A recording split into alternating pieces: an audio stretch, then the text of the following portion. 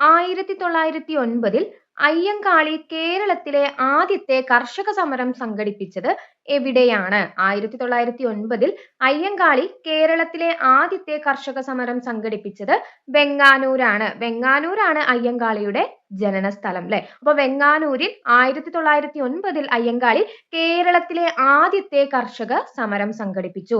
അയ്യങ്കാളിയുടെ ജന്മസ്ഥലം ചോദിച്ചാൽ അത് വെങ്ങാനൂരാണ്. അയ്യങ്കാളി ജനിച്ച വർഷം PSC യിൽ ചോദിക്കാറുണ്ട്. 1863 ഓഗസ്റ്റ് 28. 1863 ഓഗസ്റ്റ് 28-നാണ് അയ്യങ്കാളി ജനിച്ചിട്ടുള്ളത്. അപ്പോ കേരളത്തിലെ ആദ്യത്തെ കർഷക സമരത്തിന് നേതൃത്വം നൽകിയിട്ടുള്ളത് അയ്യങ്കാളിയാണ്. വർഷം പഠിച്ചു വെക്കുക 1909. എവിടെ വെച്ചിട്ടാണ് നടന്നിട്ടുള്ളത്? വെങ്ങാനൂരിൽ വെച്ചിട്ടാണ്. കേരളത്തിൽ സ്വർണ്ണ നിക്ഷേപം കൂടുതലുള്ള സ്ഥലം. കേരളത്തിൽ സ്വർണ്ണ നിക്ഷേപം കൂടുതലുള്ള സ്ഥലം ചോദിച്ചാൽ അത് നിലമ്പൂരാണ്. അപ്പൊ എങ്ങനെ ഓർക്കാം? നിലം കുഴിച്ചു കഴിഞ്ഞാൽ എന്താണ്? സ്വർണം കിട്ടും എന്ന രീതിയിൽ നമുക്ക് കണക്ട് ചെയ്യാം. അപ്പൊ നിലമ്പൂരാണ് കേരളത്തിൽ ഏറ്റവും കൂടുതൽ സ്വർണ്ണ നിക്ഷേപം കണ്ടുവരുന്നത്. അപ്പൊ കേരളത്തിലെ ഏറ്റവും കൂടുതൽ കളിമൺ നിക്ഷേപം എവിടെയാണ്? കളിമൺ നിക്ഷേപം ചോദിച്ചാൽ അത് കുണ്ടറയാണ്. കളിമണ്ണ് എവിടെയാണ്? കുണ്ടറയിലാണ്. അപ്പൊ കുണ്ടിനകത്താണ് കളിമണ്ണ് എന്ന രീതിയിൽ ഓർത്താല് കളിമൺ നിക്ഷേപം കൂടുതലായി കാണുന്നത് കുണ്ടറയിലാണ് എന്നും നമുക്ക് പഠിച്ചു വെക്കാം. മനുഷ്യരിൽ രൂപം കൊള്ളുന്ന സ്ഥിരദന്തങ്ങളുടെ എണ്ണം. മനുഷ്യരിൽ രൂപം കൊള്ളുന്ന സ്ഥിരദന്തങ്ങൾ എത്രയാണ്? 32 സ്ഥിരദന്തങ്ങളാണ് മനുഷ്യരിലുള്ളത്. അപ്പൊ മനുഷ്യരിലെ പാൽപ്പല്ലുകളുടെ എണ്ണം ചോദിച്ചാൽ എത്രയാണ്? പാൽപ്പല്ല് 20 പാൽപ്പല്ലാണ്. 20 പാൽപ്പല്ലും 32 സ്ഥിരദന്തങ്ങളുമാണ്. ഇനി നമ്മുടെ പല്ലുകളെ നമുക്ക് 4 ആയിട്ട് പറയാം അല്ലെ. ചർവണകം, അഗ്രചർവണകം, കോമ്പല്ല്, ഉളിപ്പല്ല്. അപ്പോ മനുഷ്യരിൽ എത്ര ഉളിപ്പല്ലുകളാണുള്ളത്? ഉളിപ്പല്ലുകൾ ചോദിച്ചാൽ അത് 8 ആണ്. PSC യിൽ ചോദിക്കാറുണ്ട്. മനുഷ്യരിലെ ഉളിപ്പല്ലുകളുടെ എണ്ണം 8 ആണ്. 4 കോമ്പല്ല്. കോമ്പല്ല് എത്രയാണ്? 4. മുകളിലും താഴെയുമായിട്ട് 4 കോമ്പല്ല്, മുകളിലും താഴെയുമായിട്ട് 8 ഉളിപ്പല്ലുകൾ വരുന്നുണ്ട്. ഇനി ചർവണകം, അഗ്രചർവണകം. ചർവണകം എത്രയാണ്? 12. 12 ചർവണകം, 8 അഗ്രചർവണകമാണ്. 8 അഗ്രചർവണകം.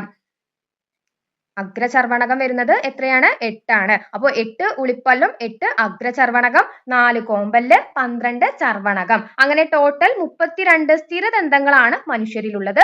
20 പാൽപ്പല്ല്. എവിടെ നിന്നുള്ള ബ്രിട്ടീഷ് സൈന്യമാണ് ആറ്റിങ്ങൽ കലാപം അടിച്ചമർത്തിയത്? എവിടെ നിന്നുള്ള ബ്രിട്ടീഷ് സൈന്യമാണ് ആറ്റിങ്ങൽ കലാപം അടിച്ചമർത്തിയത്? തലശ്ശേരിയാണ് ട്ടോ. തലശ്ശേരിയിൽ നിന്നുള്ള ബ്രിട്ടീഷ് സൈന്യമാണ് ആറ്റിങ്ങൽ കലാപം അടിച്ചമർത്തിയത്. ആറ്റിങ്ങൽ കലാപത്തിന്റെ വർഷം PSC യിൽ വളരെ ഇമ്പോർട്ടന്റ് ആണ്. 1721 ഏപ്രിൽ 15. ഏപ്രിൽ 15-നാണ് ആറ്റിങ്ങൽ കലാപം നടക്കുന്നത്. അപ്പൊ പഠിക്കാൻ നമ്മൾ കോഡുകളൊക്കെ യൂസ് ചെയ്തിട്ടുണ്ടായിരുന്നു. എങ്ങനെയാണ്? കുളച്ചൽ യുദ്ധം കണക്ട് ചെയ്തു വെച്ചു അല്ലെ. കുളച്ചൽ യുദ്ധം. കുളച്ചൽ യുദ്ധത്തിന്റെ വർഷം ചോദിച്ചാൽ എത്രയാണ്? കുളച്ചൽ യുദ്ധം നടക്കുന്നത് 1741-ലാണ്. അപ്പോ 4-ൽ നിന്ന് ഇവിടെ 2 ആയി. ആ ഒരു മാറ്റല്ലേ വരുന്നുള്ളൂ. 1741 കുളച്ചൽ യുദ്ധം, 1721 ആറ്റിങ്ങൽ കലാപം. ഇവിടെ എത്രയാണ്? ഓഗസ്റ്റ് 10. ഇവിടെ ഓഗസ്റ്റ് 10 ഉള്ളത് അവിടെ ഏപ്രിൽ 15 ആയി. അപ്പൊ ആറ്റിങ്ങൽ കലാപം നടക്കുന്നത് 1721 ഏപ്രിൽ 15-നാണ്. കുളച്ചൽ യുദ്ധം 1741 ഓഗസ്റ്റ് 10-നാണ്. അപ്പോ എവിടെ നിന്നുള്ള ബ്രിട്ടീഷ് സൈന്യമാണ് ആറ്റിങ്ങൽ കലാപം അടിച്ചമർത്തിയത് എന്ന് ചോദിച്ചാൽ അത് തലശ്ശേരിയാണ്. പേശികളെ കുറിച്ചുള്ള പഠനം. പേശികളെ കുറിച്ചുള്ള പഠനം ഏതു പേരിൽ അറിയപ്പെടുന്നു? മയോളജി. അപ്പൊ പേശികളിലൊക്കെ നമ്മൾ ഒരു മയത്തിൽ പിടിക്കണം എന്ന രീതിയിൽ ഓർത്താല് പേശികളെ കുറിച്ചുള്ള പഠനമാണ് മയോളജി എന്ന് പഠിക്കാലോ. അപ്പോ മണ്ണിനെ കുറിച്ചുള്ള പഠനം നമ്മൾ കഴിഞ്ഞ ക്ലാസ്സിൽ പഠിച്ചു. എന്തായിരുന്നു മണ്ണിനെ കുറിച്ചുള്ള പഠനം? അത് പെഡോളജി ആണ്. മണ്ണിൽ കളിച്ചാല് അമ്മയുടെ കയ്യിൽ നിന്ന് നല്ല പെട കിട്ടും നമ്മൾ പഠിച്ചു. അപ്പൊ മണ്ണിനെ കുറിച്ചുള്ള പഠനമാണ് പെഡോളജി. പേശികളെ കുറിച്ചുള്ള പഠനം ചോദിച്ചാൽ അത് മയോളജി ആണ്. ഇന്ത്യയിലെ ഏറ്റവും വലിയ പീഠഭൂമി. ഇന്ത്യയിലെ ഏറ്റവും വലിയ പീഠഭൂമി ചോദിച്ചാൽ അത് ഡെക്കാൻ പീഠഭൂമിയാണ്. ഡെക്കാൻ പീഠഭൂമിയുടെ ആകൃതി നമ്മൾ കഴിഞ്ഞ ക്ലാസ്സിൽ പഠിച്ചു. ത്രികോണമാണ്. ത്രികോണാകൃതിയാണ് ഡെക്കാൻ പീഠഭൂമിക്ക്. ഇന്ത്യയിലെ ഏറ്റവും വലിയ പീഠഭൂമിയാണ് ഡെക്കാൻ പീഠഭൂമി. ഇന്ത്യയിലെ ഏറ്റവും ഉയരത്തിൽ സ്ഥിതി ചെയ്യുന്ന പീഠഭൂമി ചോദിച്ചാൽ ഏതായിരുന്നു? അത് ലഡാക്ക് ആണ് അല്ലെ. ഉയരത്തിൽ സ്ഥിതി ചെയ്യുന്നത്, ഏറ്റവും ഉയരത്തിൽ സ്ഥിതി ചെയ്യുന്നത് ലഡാക്ക് ആണ്. വലുത് ചോദിച്ചാൽ അത് ഡെക്കാൻ പീഠഭൂമിയാണ്. ഹിൽ സ്റ്റേഷനുകളുടെ രാജകുമാരി എന്നറിയപ്പെടുന്ന സുഖവാസ കേന്ദ്രം. ഹിൽ സ്റ്റേഷനുകളുടെ രാജകുമാരി എന്നറിയപ്പെടുന്ന സുഖവാസ കേന്ദ്രമാണ് കൊടൈക്കനാൽ. കൊടൈക്കനാലാണ് ഹിൽ സ്റ്റേഷനുകളുടെ രാജകുമാരി എന്ന് അറിയപ്പെടുന്നത്. അപ്പൊ നമുക്ക് എങ്ങനെ കണക്ട് ചെയ്ത് വെക്കാം? കിലുക്കം സിനിമയിലെ രേവതിയെ കണക്ട് ചെയ്യാം അല്ലെ. കുടയുമായി അല്ലെ ഒരു രാജകുമാരിയെ പോലെ വരുന്ന രേവതി. ഹിൽ സ്റ്റേഷനുകളുടെ രാജകുമാരി എന്നറിയപ്പെടുന്നത് കൊടൈക്കനാലാണ്. പഞ്ചശീല തത്വങ്ങളിൽ ഒപ്പുവെച്ച ഇന്ത്യൻ പ്രധാനമന്ത്രി. പഞ്ചശീല തത്വങ്ങളിൽ 1954 പഞ്ചശീല തത്വങ്ങളിൽ ഒപ്പുവെച്ച ഇന്ത്യൻ പ്രധാനമന്ത്രിയാണ് ജവഹർലാൽ നെഹ്റു. ചൈനീസ് പ്രധാനമന്ത്രി ചോദിച്ചാൽ ആരായിരുന്നു? Chinese Chou En Lai. Chou En Lai ആണ് ചൈനീസ് പ്രധാനമന്ത്രി. ചൈനീസ് പ്രധാനമന്ത്രിയായിട്ടുള്ള ചൗ എൻ ലായും ഇന്ത്യൻ പ്രധാനമന്ത്രിയായ ജവഹർലാൽ നെഹ്റുവും ചേർന്നുകൊണ്ടാണ് 1954 പഞ്ചശീല തത്വങ്ങളിൽ ഒപ്പുവെച്ചിട്ടുള്ളത്. ഗാന്ധിജി ഇന്ത്യയിൽ നടത്തിയ ആദ്യ സത്യാഗ്രഹം. ഗാന്ധിജി ഇന്ത്യയിൽ നടത്തിയ ആദ്യ സത്യാഗ്രഹം ചോദിച്ചാൽ അത് ചമ്പാരൻ സത്യാഗ്രഹമാണ്. ചമ്പാരൻ സ്ഥിതി ചെയ്യുന്നത് എവിടെയാണ്? ബീഹാർ. ബീഹാറിലാണ് ചമ്പാരൻ. ബീഹാറിലാണ്. ചമ്പാരൻ കർഷകരുടെ പ്രശ്നങ്ങൾ ഗാന്ധിജിയുടെ മുൻപിൽ അവതരിപ്പിച്ചിട്ടുള്ളത് ആരാണ്? അത് രാജ്കുമാർ ശുക്ലയാണ്. രാജ്കുമാർ ശുക്ല. രാജ്കുമാർ ശുക്ലയാണ് ബീഹാറിലെ ചമ്പാരൻ കർഷകരുടെ, നീലം കർഷകരുടെ പ്രശ്നം ഗാന്ധിജിയുടെ മുൻപിൽ അവതരിപ്പിക്കുന്നത്. ഇനി ചമ്പാരൻ സത്യാഗ്രഹം ഏത് വർഷമാണ്? 1917 ചമ്പാരൻ സത്യാഗ്രഹം നടക്കുന്നത്. അപ്പൊ 1893 ഗാന്ധിജി എങ്ങോട്ട് പോയി? ദക്ഷിണാഫ്രിക്കയിലോട്ട് പോയി അല്ലെ. 1893 ഗാന്ധിജി ദക്ഷിണാഫ്രിക്കയിലോട്ട് പോയി. പിന്നീട് 1915 ജനുവരി 9 ഗാന്ധിജി ഇന്ത്യയിൽ തിരിച്ചു വരുന്നത്, മടങ്ങി വരുന്നത് 1915 ജനുവരി 9 അപ്പൊ ജനുവരി 9 നമ്മൾ എന്തായിട്ട് ആചരിക്കുന്നുണ്ട്? ഇന്ത്യയിൽ പ്രവാസി ദിനമായി ആചരിക്കുന്നു. പ്രവാസി ദിനമായി ആചരിക്കുന്നത് ജനുവരി 9 അപ്പൊ 1893 ഗാന്ധിജി ദക്ഷിണാഫ്രിക്കയിലോട്ട് പോവുകയും പിന്നീട് 1915 ജനുവരി 9 തിരിച്ച് ഇന്ത്യയിൽ മടങ്ങിയെത്തുകയും ചെയ്തു. അപ്പൊ ആ ജനുവരി 9 നമ്മൾ പ്രവാസി ദിനമായിട്ട് ആചരിക്കുന്നുണ്ട്. അപ്പൊ ഗാന്ധിജിയുടെ ഇന്ത്യയിലെ ആദ്യ സത്യാഗ്രഹങ്ങൾ ചോദിച്ചാൽ ചമ്പാരൻ, ഗേദ, അഹമ്മദാബാദ്. ഗേദയും അഹമ്മദാബാദും നടക്കുന്നത് 1918 ജിം കോർബറ്റ് ദേശീയോദ്യാനം ഏത് സംസ്ഥാനത്താണ്? ജിം കോർബറ്റ് ദേശീയോദ്യാനം ഏത് സംസ്ഥാനത്താണ്? ഉത്തരാഖണ്ഡിലാണ്. ജിം കോർബറ്റ് ഉത്തരാഖണ്ഡിലാണ്. അപ്പൊ എങ്ങനെ കണക്ട് ചെയ്തു? ജിം കോർബറ്റ് എന്ന് പറയുമ്പോൾ നമുക്ക് ഇവിടെ ജിം എന്ന് കണക്ട് ചെയ്യാം. നമ്മൾ ജിമ്മിൽ പോകുന്നത് എന്തിനു വേണ്ടിയിട്ടാണ്? നമ്മുടെ ഫാറ്റ് കുറയ്ക്കാൻ വേണ്ടിയിട്ടാണ്. നമ്മൾ ബട്ടർ ഒക്കെ കഴിച്ച് ചാടിയിട്ടുള്ള ആ ഒരു ഫാറ്റ് കുറയ്ക്കാൻ വേണ്ടിയിട്ടാണ് എന്ന് ഓർത്താല്. ജിമ്മിൽ പോകുന്നത് നമ്മുടെ ഫാറ്റ് കുറയ്ക്കാൻ. ബട്ടറിലെ ബി ക്യാൻസൽ ചെയ്ത ഉത്തർ എന്ന് കണക്ട് ചെയ്യാം അല്ലെ. ഇനി ഉത്തർപ്രദേശും ഉത്തരാഖണ്ഡും കൺഫ്യൂഷൻ വേണ്ട. നമ്മൾ ഉത്തരാഖണ്ഡ് എന്ന് എഴുതുമ്പോൾ ഇവിടെ നമുക്ക് ഹാൻഡ് കണക്ട് ചെയ്യാം അല്ലെ. ഹാൻഡ് വെച്ചിട്ടല്ലേ നമ്മൾ ജിമ്മിൽ ഓരോ ടൂൾസ് ഒക്കെ എടുക്കുന്നത്. ആ രീതിയിൽ കണക്ട് ചെയ്ത് വെക്കാം. ജിം കോർബറ്റ് ദേശീയോദ്യാനം ഉത്തരാഖണ്ഡിലാണ് സ്ഥിതി ചെയ്യുന്നത്. ഇന്ത്യയിലെ ഏറ്റവും പഴക്കമേറിയ ഭൂവിഭാഗം. ഇന്ത്യയിലെ ഏറ്റവും പഴക്കമേറിയ ഭൂവിഭാഗം ചോദിച്ചാൽ അത് ഉപദ്വീപീയ പീഠഭൂമിയാണ്. ഇന്ത്യയിലെ ഏറ്റവും പഴക്കമേറിയ പർവ്വതനിര നമ്മൾ പഠിച്ചു. പഴക്കം ചെല്ലുമ്പോൾ നമ്മുടെ പല്ല് നഷ്ടപ്പെടും. ഏതായിരുന്നു? പല്ല് വല്ലി അല്ലെ. ആ രീതിയിൽ കണക്ട് ചെയ്തു.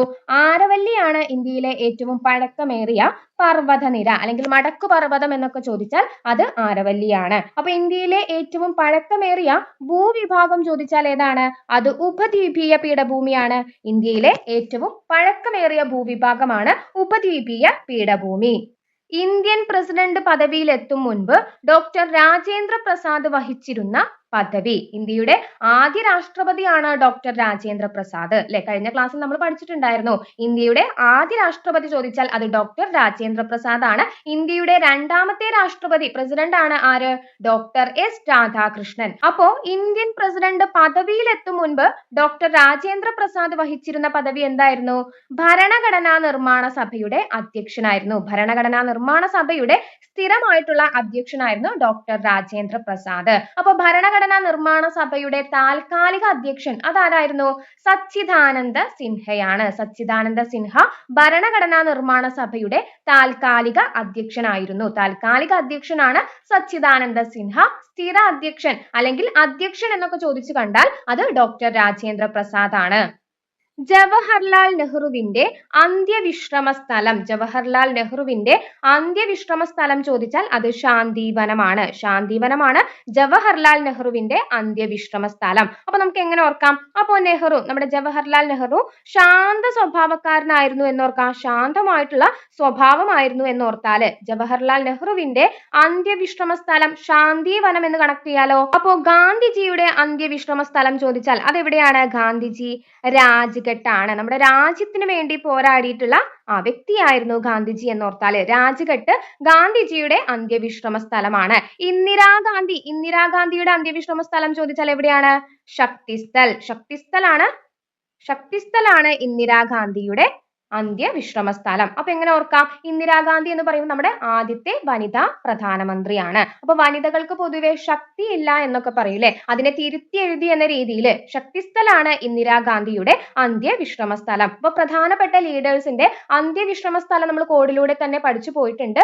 അപ്പോൾ നിങ്ങൾ ആ വീഡിയോ കണ്ടിട്ടില്ലെങ്കിൽ ലിങ്ക് ഞാനിവിടെ താഴെ ഡിസ്ക്രിപ്ഷൻ ബോക്സിൽ കൊടുക്കാം, നിങ്ങൾ ചെക്ക് ചെയ്ത് നോക്കുക കേട്ടോ. അപ്പോൾ ജവഹർലാൽ നെഹ്റുവിന്റെ അന്ത്യവിശ്രമ സ്ഥലം ചോദിച്ചാൽ അത് ശാന്തിവനമാണ്. ഭരണഘടനയുടെ ആമുഖം തയ്യാറാക്കിയത് ആരാണ്? ജവഹർലാൽ നെഹ്റുവാണ്. ജവഹർലാൽ നെഹ്റുവാണ് ഭരണഘടനയുടെ ആമുഖം തയ്യാറാക്കിയത്. ആമുഖം എന്ന ആശയം കടമെടുത്തത് എവിടെ നിന്നാണ്? ആമുഖം അമേരിക്ക. അമേരിക്കയിൽ നിന്നാണ് ഭരണഘടനയുടെ ആമുഖം എന്ന ആശയം കടമെടുത്തിട്ടുള്ളത്. അപ്പോൾ ആമുഖം എന്ന് പറയുമ്പോൾ നമുക്ക് എങ്ങനെ ഓർക്കാം? അമ്മയുടെ മുഖം എന്ന രീതിയിൽ കണക്ട് ചെയ്ത് പോവാം. അമ്മ എന്നതിൽ നിന്ന് അമേരിക്ക കണക്ട് ചെയ്യാലോ. ഭരണഘടനയുടെ ആമുഖം തയ്യാറാക്കിയത് ജവഹർലാൽ നെഹ്റുവാണ്. അക്കമ്മ ചെറിയാനെ തിരുവിതാംകൂറിലെ ഝാൻസി റാണി എന്ന് വിശേഷിപ്പിച്ചത് ആര്? അക്കമ്മ ചെറിയാനെ തിരുവിതാംകൂറിലെ ഝാൻസി റാണി എന്ന് വിശേഷിപ്പിച്ചത് ഗാന്ധിജിയാണ്. അക്കമ്മ ചെറിയാനെ തിരുവിതാംകൂറിലെ ഝാൻസി റാണി എന്ന് വിശേഷിപ്പിച്ചത് ആരാണ്? ഗാന്ധിജിയാണ്. അപ്പൊ കഴിഞ്ഞ ക്ലാസ്സിൽ നമ്മൾ അക്കമ്മ ചെറിയാനുമായി ബന്ധപ്പെട്ട പ്രധാന മുൻകാല ചോദ്യങ്ങളൊക്കെ പറഞ്ഞിട്ടുണ്ടായിരുന്നു. എന്തെല്ലാമായിരുന്നു? 1114ന്റെ കഥ എന്ന കൃതി രചിച്ചു. 1114ന്റെ കഥ എന്ന കൃതി രചിച്ചു. അതുപോലെ തന്നെ ദേശസേവികാ സംഘം സ്ഥാപിച്ചത് ആരാണ്? ദേശസേവികാ സംഘം സ്ഥാപിച്ചിട്ടുള്ളത് അക്കമ്മ ചെറിയാനാണ്. പിന്നെ ജീവിതം ഒരു സമരം ആരുടെ ആത്മകഥയാണ്? ജീവിതം ഒരു സമരം അക്കമ്മ ചെറിയാന്റെ ആത്മകഥയാണ്. അപ്പോ അക്കമ്മ ചെറിയാനെ തിരുവിതാംകൂറിലെ ഝാൻസി റാണി എന്ന് വിശേഷിപ്പിച്ചത് ഗാന്ധിജിയാണ്. അക്കമ്മ ചെറിയാന്റെ ജനനം എവിടെയാണ്? അക്കമ്മ ചെറിയാന്റെ ജനന സ്ഥലം അത് കാഞ്ഞിരപ്പള്ളിയാണ്. അക്കമ്മ ചെറിയാന്റെ ജനന സ്ഥലം. വേലുത്തമ്പി ദളവയെ പരാജയപ്പെടുത്തിയ ബ്രിട്ടീഷ്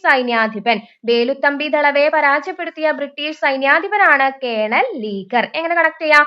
അപ്പോ വേലുത്തമ്പി ദളവ എന്ന് പറയുമ്പോൾ നമുക്ക് ശക്തനായിട്ടുള്ള ഒരു ദിവാനായിരുന്നു അല്ലെ. അപ്പൊ അദ്ദേഹത്തെ പരാജയപ്പെടുത്താൻ വേണ്ടിയിട്ട് എന്താണ്? ഗർജിക്കുന്ന ആള് വേണ്ടി വന്നു. സിംഹത്തെ പോലെ ഗർജിക്കുന്ന ഒരാൾ വേണ്ടി വന്നു. ആരെ പരാജയപ്പെടുത്താൻ? വേലുത്തമ്പി ദളവയെ. അപ്പൊ ഗർജിക്കുക എന്നതിൽ നിന്ന് ലീഗർ കണക്ട് ചെയ്ത് വെക്കാലോ. അപ്പൊ കേണൽ ലീഗർ ആണ് വേലുത്തമ്പി ദളവയെ പരാജയപ്പെടുത്തിയ ബ്രിട്ടീഷ് സൈന്യാധിപൻ. കാലടിയിൽ രാമകൃഷ്ണ അദ്വൈതാശ്രമം സ്ഥാപിച്ചത് ആരാണ്? ആഗമാനന്ദ സ്വാമികളാണ്. കഴിഞ്ഞ ക്ലാസ്സിൽ നമ്മൾ കൃത്യമായി തന്നെ അദ്ദേഹത്തെ കുറിച്ച് പഠിച്ചിട്ടുണ്ടായിരുന്നു. ആഗമാനന്ദ സ്വാമികൾ എന്തായിരുന്നു? 1961 ആഗമാനന്ദ സ്വാമികൾ അന്തരിച്ചത്. PSC മുൻപ് ചോദിച്ചിട്ടുണ്ട്. ആഗമാനന്ദ സ്വാമികൾ അന്തരിച്ച വർഷം ചോദിച്ചാൽ 1961. പിന്നെ അമൃതവാണി പ്രബുദ്ധ കേരളം മാസിക ആരംഭിച്ചു. അമൃതവാണി അതുപോലെ തന്നെ പ്രബുദ്ധ കേരളം മാസികകൾ ആരംഭിച്ചിട്ടുള്ളത് ആഗമാനന്ദ സ്വാമികളാണ്. കേരളത്തിലെ വിവേകാനന്ദൻ എന്നറിയപ്പെടുന്നത് ആരാണ്? അത് ആഗമാനന്ദ സ്വാമികളാണ്. അപ്പൊ കാലടിയിൽ രാമകൃഷ്ണ അദ്വൈതാശ്രമം സ്ഥാപിച്ചത് ആഗമാനന്ദ സ്വാമികൾ. പള്ളിവാസൽ പദ്ധതി ഏതു നദിയിലാണ്? പള്ളിവാസൽ പദ്ധതി കേരളത്തിലെ ആദ്യത്തെ ജലവൈദ്യുത പദ്ധതിയായ പള്ളിവാസൽ പദ്ധതി ഏതു നദിയിലാണ്? മുതിരപ്പുഴയിലാണ്. പെരിയാറിന്റെ പോഷക നദിയായിട്ടുള്ള മുതിരപ്പുഴയിലാണ് പള്ളിവാസൽ പദ്ധതി സ്ഥിതി ചെയ്യുന്നത്. നമുക്ക് എങ്ങനെ ഓർക്കാം? പള്ളിവാസൽ എന്ന് പറയുമ്പോൾ നമുക്ക് പള്ളിയിൽ നിന്നുള്ള വാസന, സ്മെൽ എന്ന രീതിയിൽ കണക്ട് ചെയ്യാം. അപ്പോ എന്തിന്റെ സ്മെല്ലാ വരുന്നത്? നല്ല മുതിര പുഴുങ്ങിയ സ്മെല്ലാണ് എന്ന രീതിയിൽ കണക്ട് ചെയ്യാം. പള്ളിയിൽ നിന്ന് നല്ല മുതിര പുഴുങ്ങിയ സ്മെല്ല് വരുന്നുണ്ട് എന്ന രീതിയിൽ മുതിരപ്പുഴയിലാണ് പള്ളിവാസൽ പദ്ധതി സ്ഥിതി ചെയ്യുന്നത്. കുറ്റ്യാടി ജലവൈദ്യുത പദ്ധതി ആരംഭിച്ച വർഷം ചോദിച്ചാൽ 1972. 1972 കുറ്റ്യാടി ജലവൈദ്യുത പദ്ധതി ആരംഭിച്ചിട്ടുള്ളത്. നമുക്ക് എങ്ങനെ കണക്ട് ചെയ്യാം? അപ്പൊ കുറ്റ്യാടി എന്ന് പറയുമ്പോൾ കുറ്റി നമ്മൾ താങ്ങ് കൊടുക്കുന്നതിനെ കുറ്റി എന്നൊക്കെ പറയില്ലേ. അപ്പോൾ നമ്മൾ ഒരു കമ്പ് താങ്ങായിട്ട് കൊടുക്കുന്ന രീതിയിൽ കണക്ട് ചെയ്യാം. ഇനി നമ്മൾ താങ്ങായി കൊടുക്കുന്ന ആ ഒരു കമ്പ് പോലും വീഴാണ്ടിരിക്കാൻ നമ്മൾ മുകളിലും ഒരു താങ്ങ് കൊടുത്തു. അപ്പൊ ഇവിടെ 7 പോലെയല്ലേ ഇരിക്കുന്നത്. ഇത് ജസ്റ്റ് നമുക്ക് 7 പോലെ കണക്ട് ചെയ്യാലോ. ഇപ്പൊ ടോട്ടൽ ഇവിടെ 2 കമ്പുകളാണ് ഉള്ളത് എന്ന രീതിയിൽ ഓർത്താല് ജസ്റ്റ് ഒരു കണക്ഷൻ ആണ്. 1972 കുറ്റ്യാടി ജലവൈദ്യുത പദ്ധതി ആരംഭിച്ചത് എന്ന് നമുക്ക് ഓർക്കാലോ. അപ്പൊ കുറ്റ്യാടി ജലവൈദ്യുത പദ്ധതി ആരംഭിച്ചത് 1972. ശരീരത്തിൽ ഇരുമ്പിന്റെ ആഗിരണം ഉത്തേജിപ്പിക്കുന്ന വിറ്റാമിൻ. ഇരുമ്പിന്റെ ആഗിരണം ഉത്തേജിപ്പിക്കുന്നത് വിറ്റാമിൻ സി ആണ്. കാൽസ്യത്തിന്റെ ആഗിരണത്തിനെ ഉത്തേജിപ്പിക്കുന്നത് ഏതാണ്? നമ്മുടെ ഫസ്റ്റ് ഫേസിൽ ചോദിച്ചിട്ടുണ്ടായിരുന്നു. അത് വിറ്റാമിൻ ഡി ആണ്. വിറ്റാമിൻ ഡി ആണ് കാൽസ്യത്തിന്റെ ആഗിരണത്തെ ഉത്തേജിപ്പിക്കുന്നത്. ഇരുമ്പിന്റെ ആഗിരണത്തെ ഉത്തേജിപ്പിക്കുന്നത് വിറ്റാമിൻ സി ആണ്. വിറ്റാമിൻ സി ഇരുമ്പിന്റെ ആഗിരണത്തെ ഉത്തേജിപ്പിക്കുന്നു. വിറ്റാമിൻ ഡി കാൽസ്യത്തിന്റെ ആഗിരണത്തെ ഉത്തേജിപ്പിക്കുന്നതാണ്. സ്ഥാനാന്തരത്തിന്റെ യൂണിറ്റ് മീറ്റർ ആണ് സ്ഥാനാന്തരത്തിന്റെ യൂണിറ്റ്. മെൻഡലിയേഫിന്റെ ആവർത്തന പട്ടികയിൽ മൂലകങ്ങൾ ക്രമീകരിച്ചിരിക്കുന്നത്. മെൻഡലിയേഫിന്റെ ആവർത്തന പട്ടികയിൽ എങ്ങനെയാണ് മൂലകങ്ങൾ ക്രമീകരിച്ചിരിക്കുന്നത്? അത് അറ്റോമിക മാസിന്റെ ആരോഹണ ക്രമത്തിലാണ്. മെൻഡലിയേഫിന്റെ ആവർത്തന പട്ടികയിൽ മൂലകങ്ങൾ ക്രമീകരിച്ചിരിക്കുന്നത് അറ്റോമിക മാസിന്റെ ആരോഹണ ക്രമത്തിലാണ്. ആന്റിജൻ ഇല്ലാത്ത രക്തഗ്രൂപ്പ് O ഗ്രൂപ്പ് ആണ്. ആന്റിബോഡി ഇല്ലാത്ത രക്തഗ്രൂപ്പ് ചോദിച്ചാൽ അത് AB ഗ്രൂപ്പ് ആണ്. ആന്റിബോഡി ഇല്ലാത്ത രക്തഗ്രൂപ്പ് ആണ്. ബോഡി എന്നതിൽ നിന്ന് BB വെച്ചിട്ട് നമുക്ക് AB ഗ്രൂപ്പ് കണക്ട് ചെയ്ത് പോവാം. അപ്പോൾ O ഗ്രൂപ്പ് എന്തായിരിക്കും? ആന്റിജൻ ഇല്ലാത്ത രക്തഗ്രൂപ്പ് ആണ്. സാർവിക ധാതാവ് എന്നറിയപ്പെടുന്ന O ഗ്രൂപ്പ് അല്ലെ. നമ്മള് ആര് രക്തം ചോദിച്ചാലും O തരാലോ എന്ന രീതിയിൽ. അപ്പൊ O ഗ്രൂപ്പ് സാർവിക ധാതാവാണ്. സാർവത്രിക സ്വീകർത്താവ് എന്നറിയപ്പെടുന്നത് AB ഗ്രൂപ്പുമാണ്. അപ്പൊ ആന്റിജൻ ഇല്ലാത്ത രക്തഗ്രൂപ്പാണ് O ഗ്രൂപ്പ്. ആന്റിബോഡി ഇല്ലാത്ത രക്തഗ്രൂപ്പ് ചോദിച്ചാൽ അത് AB ഗ്രൂപ്പാണ്. സിന്ധുവിന്റെ ഏറ്റവും വലിയ പോഷക നദി. സിന്ധു നദിയുടെ ഏറ്റവും വലിയ പോഷക നദി ചോദിച്ചാൽ ഏതാണ്? സിന്ധു നദിയുടെ ഏറ്റവും വലിയ പോഷക നദി അത് ചിനാബ് ആണ്. അപ്പൊ നമുക്ക് എങ്ങനെ ഓർക്കാം? സിന്ധുവിന് നല്ല നാവാണ് എന്നോർക്കാം. സിന്ധുവിന് വലിയ നാവാണ് എന്നോർത്താൽ നാവ് എന്നതിൽ നിന്ന് ചിനാബ്. സിന്ധുവിന്റെ ഏറ്റവും വലിയ പോഷക നദിയാണ് ചിനാബ്. സിന്ധു നദി പാകിസ്ഥാനിലേക്ക് പ്രവേശിക്കുന്നത് എവിടെ വെച്ചിട്ടാണ്? അത് ചില്ലാറിൽ വെച്ചിട്ടാണ്. സിന്ധു നദി പാകിസ്ഥാനിലേക്ക് പ്രവേശിക്കുന്നത് ചില്ലാറിൽ വെച്ചിട്ടാണ്. സിന്ധു നദിയുടെ പതനം ചോദിച്ചാൽ എവിടെയാണ്? അത് അറബിക്കടലിലാണ് സിന്ധു നദി പതിക്കുന്നത്. ഇന്ത്യയിലെ ഏറ്റവും ഉൽപാദനക്ഷമത കൂടിയ മണ്ണിനം ചോദിച്ചാൽ അത് പർവ്വത മണ്ണാണ്. ജൈവ സമ്പുഷ്ടമായിട്ടുള്ള മണ്ണാണ് പർവ്വത മണ്ണ്. അപ്പോൾ ഇന്ത്യയിലെ ഏറ്റവും ഉൽപാദനക്ഷമത കൂടിയ മണ്ണിനം ചോദിച്ചാൽ അത് പർവ്വത മണ്ണാണ്. ഇന്ത്യൻ ഭരണഘടനയുടെ ആർട്ടിക്കിൾ 17 എന്തുമായി ബന്ധപ്പെട്ടിരിക്കുന്നു? ആർട്ടിക്കിൾ 17 അയിത്ത നിർമാർജനമാണ്. അപ്പൊ എപ്പോഴും ചോദിക്കാറുണ്ട് 15, 16, 17. 15 എന്താണ്? വിവേചനം പാടില്ല എന്നതാണ്. ആർട്ടിക്കിൾ 15 വിവേചനം പാടില്ല. പിന്നെ ആർട്ടിക്കിൾ 16 അവസര സമത്വമാണ്. ആർട്ടിക്കിൾ 17 അയിത്ത നിർമാർജനമാണ്. ആർട്ടിക്കിൾ 17 അയിത്ത നിർമാർജനം. ഏറ്റവും കൂടുതൽ കാലം രാഷ്ട്രപതിയായി സേവനമനുഷ്ഠിച്ചത് ഡോക്ടർ രാജേന്ദ്ര പ്രസാദ് ആണ്. ഇന്ത്യയുടെ ആദ്യ രാഷ്ട്രപതിയായിട്ടുള്ള ഡോക്ടർ രാജേന്ദ്ര പ്രസാദ് ആണ് ഏറ്റവും കൂടുതൽ കാലം രാഷ്ട്രപതിയായിട്ട് സേവനമനുഷ്ഠിച്ചത്. അപ്പോൾ രണ്ടാമത്തെ രാഷ്ട്രപതി പഠിച്ചു വെക്കുക ആരായിരുന്നു? ഡോക്ടർ എസ് രാധാകൃഷ്ണനാണ്. ഡോക്ടർ എസ് രാധാകൃഷ്ണനാണ് ഇന്ത്യയുടെ രണ്ടാമത്തെ രാഷ്ട്രപതി.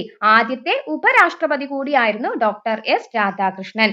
ദ്രവ്യവും ഊർജവും ഒരേ അസ്തിത്വത്തിന്റെ രണ്ട് ഭിന്ന രൂപങ്ങൾ മാത്രമാണെന്ന് സമർത്ഥിച്ച ശാസ്ത്രജ്ഞൻ. ദ്രവ്യവും ഊർജവും ഒരേ അസ്തിത്വത്തിന്റെ രണ്ട് ഭിന്ന രൂപങ്ങൾ മാത്രമാണെന്ന് സമർത്ഥിച്ച ശാസ്ത്രജ്ഞനാണ് ഐൻസ്റ്റീൻ ആണ് ദ്രവ്യവും ഊർജവും ഒരേ അസ്തിത്വത്തിന്റെ രണ്ട് ഭിന്ന രൂപങ്ങൾ മാത്രമാണ് എന്ന് സമർത്ഥിച്ചിട്ടുള്ള ശാസ്ത്രജ്ഞൻ. വാച്ചിലെ സെക്കൻഡ് സൂചിയുടെ ചലനം ഏത് ചലനത്തിന് ഉദാഹരണമാണ്? സമചലനം. വാച്ചിലെ സെക്കൻഡ് സൂചിയുടെ ചലനം സമചലനമാണ്. ക്ലോക്കിലെ പെൻഡുലത്തിന്റെ ചലനം ഏതിന് ഉദാഹരണമാണ്? ദോലനം. ക്ലോക്കിലെ പെൻഡുലത്തിന്റെ ചലനം ദോലനത്തിന് ഉദാഹരണമാണ്.